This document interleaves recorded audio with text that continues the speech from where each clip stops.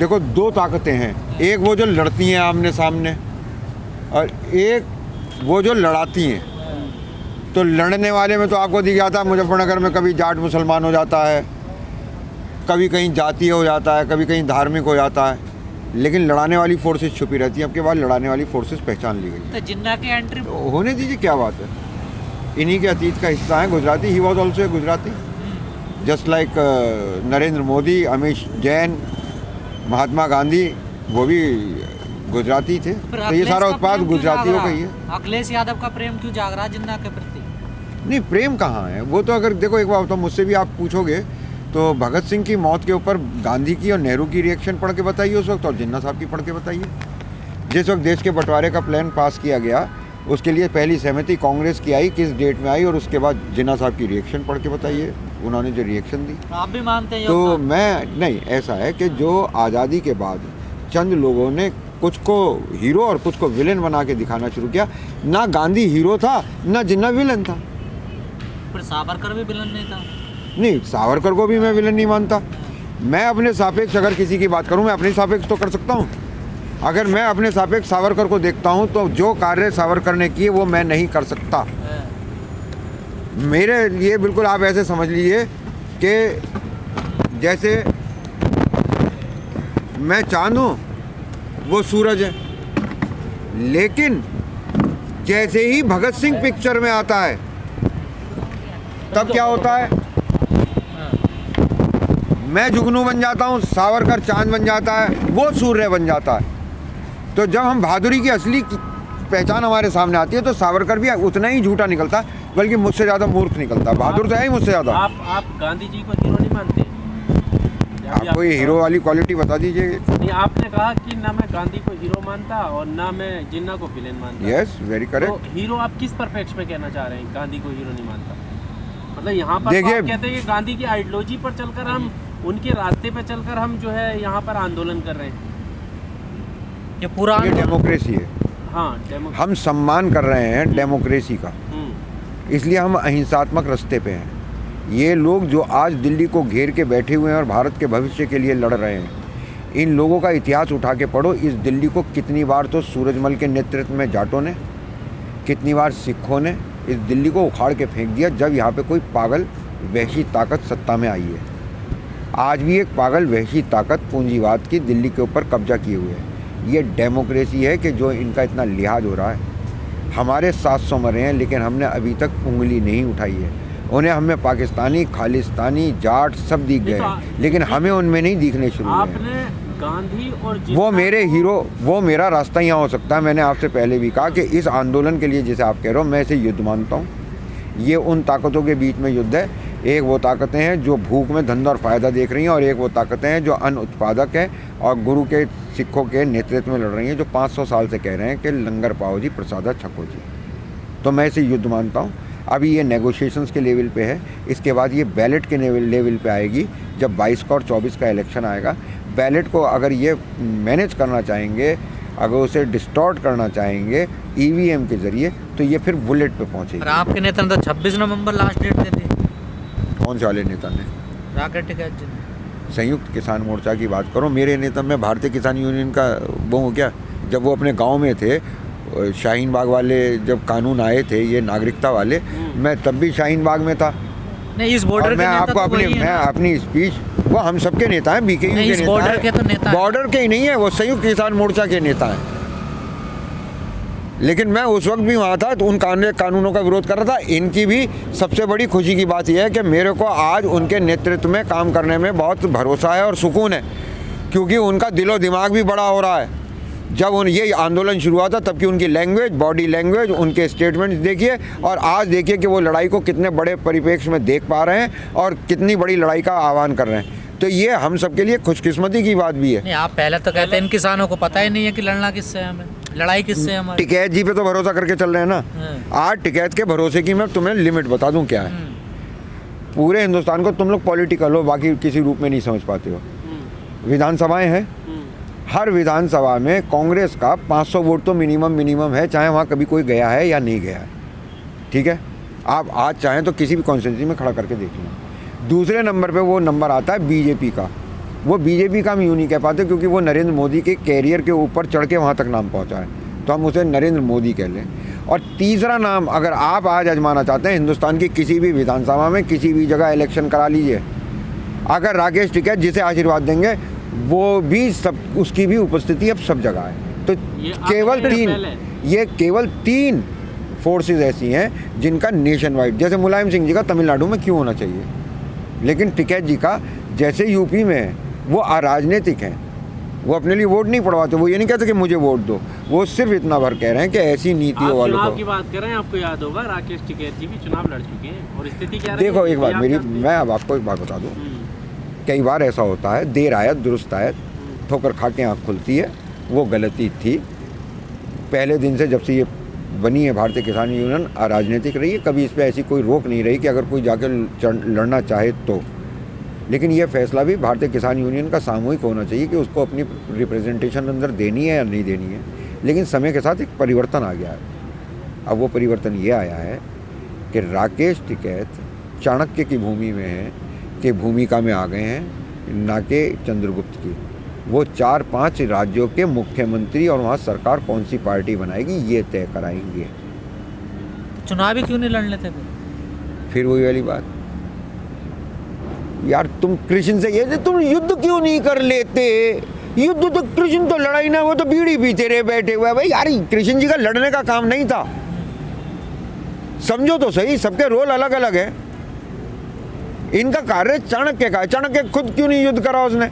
लेकिन इन्होंने जो सबसे बड़ी चीज जी, जो अभी तक आप लोगों की समझ में भी नहीं आई, क्योंकि एक तो आप शहरी परिवेश के इतने बड़े नेता बता रहे हैं, इतना बड़ा वर्चस्व बता रहे हैं, वर्चस्व नहीं बता रहा मैं, लेकिन कोई घटना हो जाती है सारे पीछे हट जाते हैं। उपस्थिति बता रहा हूँ कि हर विधानसभा में, पहले मेरी बात तो पूरी हो जाने दो। का नाम लेने थे भी कतराते थे।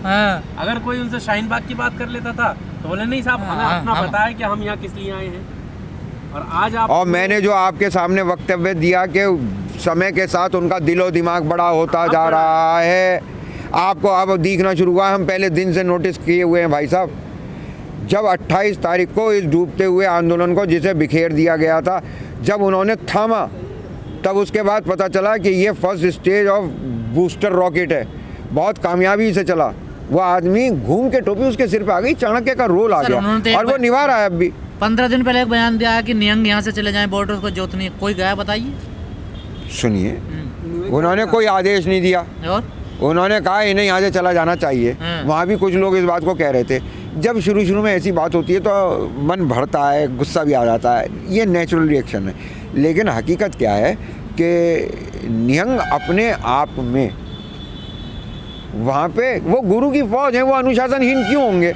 लेकिन मेरे सामने कोई गुरु ग्रंथ साहब की बेअदबी करेगा, अरे लोग तो अपने बाप को गाली देने पे लोगों के सिर फोड़ देते हैं। सडन एंड ग्रेव प्रोवोकेशन में मर्डर का केस भी नहीं चलता, कल्पेबल होमिसाइड चलता है यार। कोई एविडेंस है?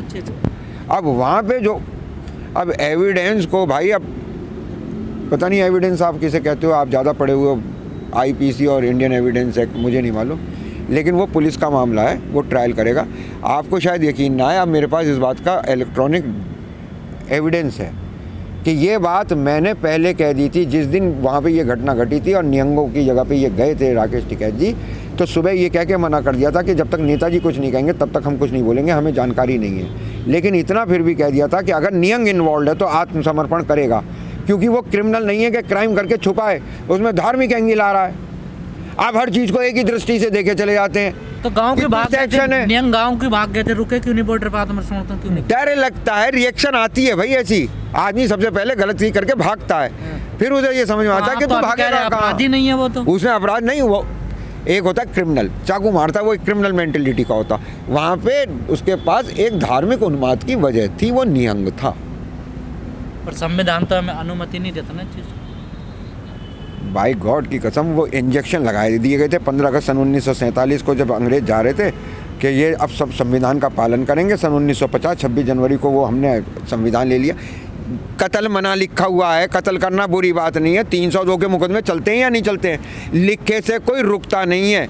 लिखे का फ़ायदा ये है कि जब काम हो जाए, अगर वो गलत हो तो उसकी सही से जांच हो जाए, उसका सही से ट्रायल हो, और जो व्यक्ति दोषी हो उसे सही से दंड मिल जाए। आप कौन सी ऐसी चीज़ लिख देंगे भाई साहब कि साहब अब कोई किसी को बुरा नहीं कहेगा? बचपन से हमें सिखाते चले आ रहे हैं झूठ बोलना पाप है, झूठ बोलना पाप है। तुमने छोड़ा, मैंने छोड़ा, तो इतना काम लखीमपुर में। अब साहब संविधान में बाबा साहब ये लिख जाते हैं झूठ बोलना पाप है, तो हम झूठ बोलना छोड़ देते क्या? झूठ बोलने का क्या दंड है, ये बाबा साहब अगर उसके अंदर लिखे तो वो हमें मिलना चाहिए। पालन भी नहीं करना चाहिए।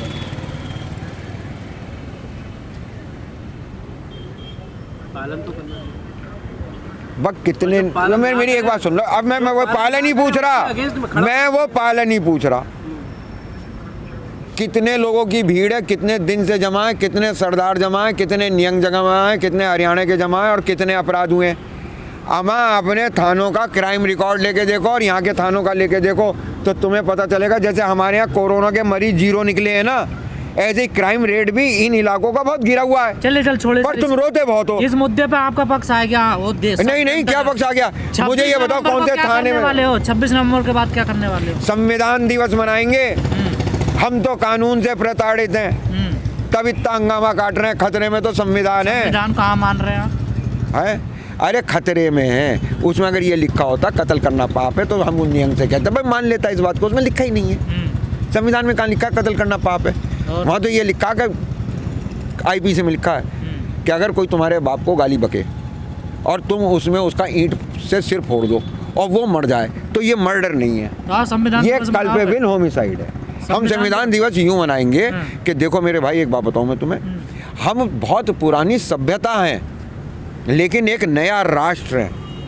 हम हजारों साल पुरानी सभ्यता है लेकिन राष्ट्र सिर्फ हम 70 साल पुराना है। इसे चलाने के लिए जो मैनुअल हमको मिला था संविधान, उसके अंदर बहुत सीरियस डिफेक्ट्स आ रहे हैं। शाहीन बाग के अंदर जो मामला था उसके अंदर नागरिकता का सवाल था, उसके ऊपर सिर्फ केंद्र अपना कानून बना सकती थी।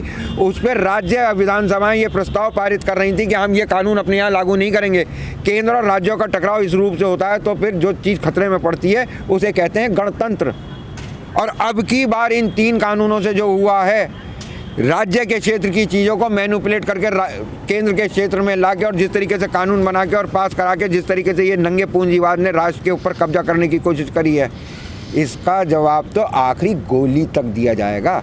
संविधान में ये भी नहीं लिखा है। टेकरी बॉर्डर का रास्ता खुल गया। रास्ता हमने भी कोई बंद नहीं कर रखा। रास्ते किसने बंद करे? से पहले आप ये बताइए। इतने दिन से लड़ाई चल रही है, फिर आके मुझसे ये बार बार ये कहते हैं और सीता मैया क्यों हाथ पकड़ के चली गई थी रावण के साथ? अरे कहाँ चली गई थी भाई? धोखे से बाहर बुलाई थी। अबे रास्ता रोका किसने था? इसका मतलब पता क्या निकल रहा है जो तुम मुझसे सवाल पूछ रहे हो? हम दिल्ली की तरफ विरोध करने चले। दिल्ली हमारी राजनीतिक राजधानी है, तो जा क्यों नहीं रहे दिल्ली? हम दिल्ली की तरफ चले, सरकार ने रोक दिया। उसने कहा वहाँ चले जाओ, वहाँ चले जाओ, वहाँ चले जाओ। हमने रिजेक्ट कर दिया। उन्होंने यही बैरिकेडिंग लगा दी, हम यहीं रुक गए। हमारे को यहीं उन्होंने बैरिकेडिंग। दिल्ली क्यों नहीं जा रहे? अरे तो भाई का 1-2 ही चले जाएं। देखो दिल्ली में जो हमारी लेजिस्लेचर है, सबसे बड़ी संसद देश की, वो संसद है वहाँ पे। उसके बगल में ही एग्जीक्यूटिव का हेड है, राष्ट्रपति रहता है। वहीं पे सेंट्रल सेक्रेटरीट है और वहीं जुडिशरी का हेड भी है, सुप्रीम कोर्ट है। आसपास पार्क बहुत खुले हुए हैं। यहाँ से हम अपनी तैयारी कर रहे हैं। आप पार्क खुले नहीं, आप गड्ढे खुद गए वहाँ सब। कहाँ? कैनॉट प्लेस के ऊपर का मार्केट खुद गया क्या? अरे भाई वो नीचे उसमें कौन सा मार्केट है? कैनॉट प्लेस में पालिका के ऊपर। वहाँ पे तुम मेरा ये वाली मच्छरदानी लगे। लंगर भी ना आने इतनी जगह थोड़ा ये लंगर। अरे कैनॉट प्लेस के बरामदे नहीं देखे? कितने बड़े बड़े लंगर यहाँ चल जाएंगे और सोने की कितनी बड़ी व्यवस्था और ना पानी की दिक्कत, कुछ नहीं। कुछ दिन के लिए कैनॉट प्लेस ही तो बंद होनी है। व्यापारी थोड़ा सा घाटा जा। इतने दिन से लॉकडाउन में दुकानें बंद, फैक्ट्री बंद, स्कूल बंद, सब बंद। किसानों के लिए भी 2-4 महीने बंद कर लो यार। तो मैं या तो आपको कैनॉट प्लेस में मिलूंगा, आप वहाँ मेरा बाइक लेने आ सकते हैं, और नहीं तो मुझे जगह तो ये भी समझ में आ रही है कि सुप्रीम कोर्ट के सामने भी बहुत लॉन खाली पड़ा है।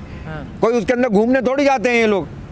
तो वहाँ एक लाइन हम अपनी वहाँ भी लगा लेंगे। वकील जो हैं आंदोलन में जो हैं उनके तरफ से प्रेयर लगा देंगे। वो वकीलों के टेंट यहाँ लगवा दो।